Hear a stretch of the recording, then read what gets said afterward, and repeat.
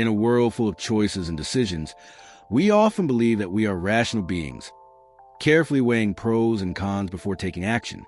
But have you ever wondered why sometimes we make decisions in a split second, guided only by intuition, and astonishingly they turn out to be right?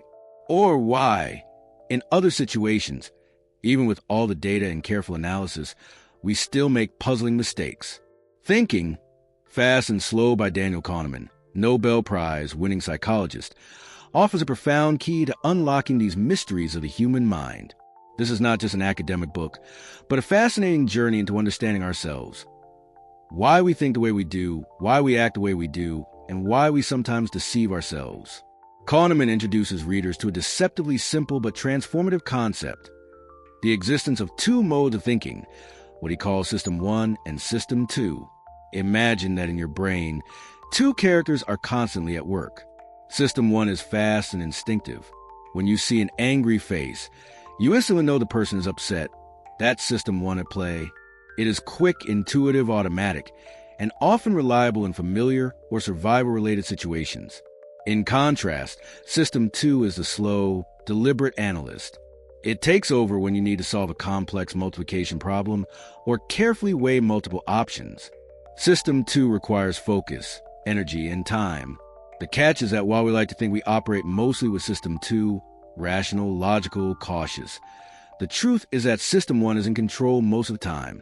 It generates impressions and feelings, and System 2 often merely endorses or rationalizes them after fact. This dynamic leads to a wide range of cognitive biases and systematic errors. System 1 is quick to believe, overly influenced by vivid images and emotions. You are likely to overestimate the risk of a tsunami simply because dramatic media footage fills your mind. You can be swayed by anchors. If a house is listed at a very high price, even your objective estimate of its value will still gravitate around that anchor. This is the anchoring effect. Or consider the law of small numbers. We mistakenly think that small samples accurately reflect larger realities, leading us to oversimplify the complexity of the world. At the core of these mistakes lies imbalance. System 1 is powerful and automatic, while System 2 is often lazy, reluctant to engage its effortful processes. Kahneman also exposes the danger of overconfidence. Humans have a powerful illusion that they understand the past, and therefore believe they can predict the future. But this is false. Think about the 2008 financial crisis. After it happened, many claimed they had known it was inevitable. Yet before the crash, no one could have predicted it with certainty. This is a hindsight bias, the illusion of, "I knew it all along." Even worse, experts on TV or in business often suffer from this bias most strongly. Ironically, the more knowledge one has, the more overconfident they tend to be about their predictions. Kahneman argues that instead of blindly trusting human intuition, we should learn to rely on statistical models and formulas, less glamorous, but far more reliable in the long run.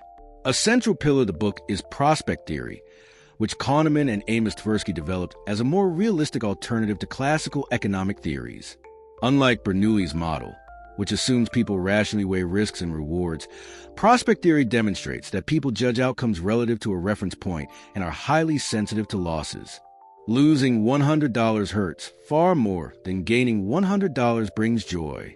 This explains why we buy insurance for low probability risks and why lotteries attract millions despite astronomical odds against winning.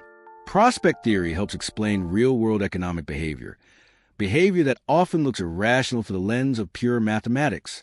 Kahneman further expands his exploration with the idea of the two selves, the experiencing self and the remembering self.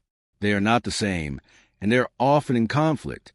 Imagine a vacation filled with joy but ending with a frustrating airport mishap. The remembering self may label the whole trip terrible because of that final event, while the experiencing self actually lived through many wonderful moments. Memory often distorts experience. Kahneman illustrates this with an experiment in which participants immerse their hands in painfully cold water.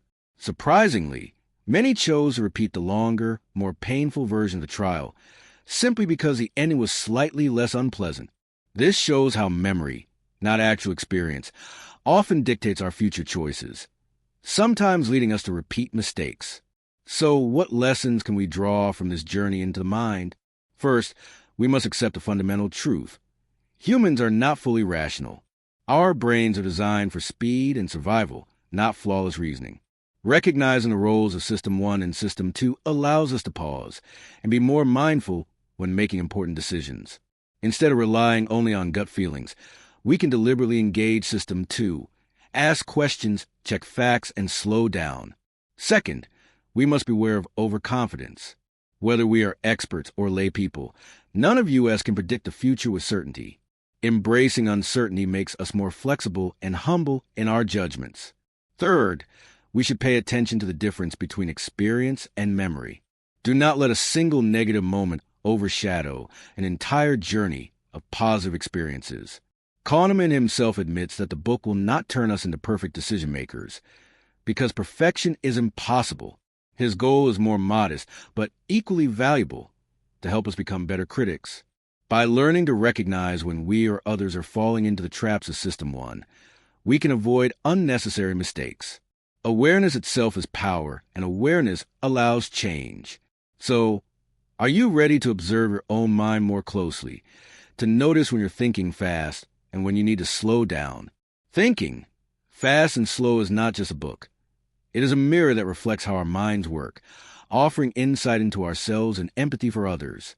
Because in every decision, big or small, we are both victims of our cognitive illusions and capable of transcending them. Read this book and let open the door to a new way of seeing the world, where understanding how we think is a first step toward changing our lives.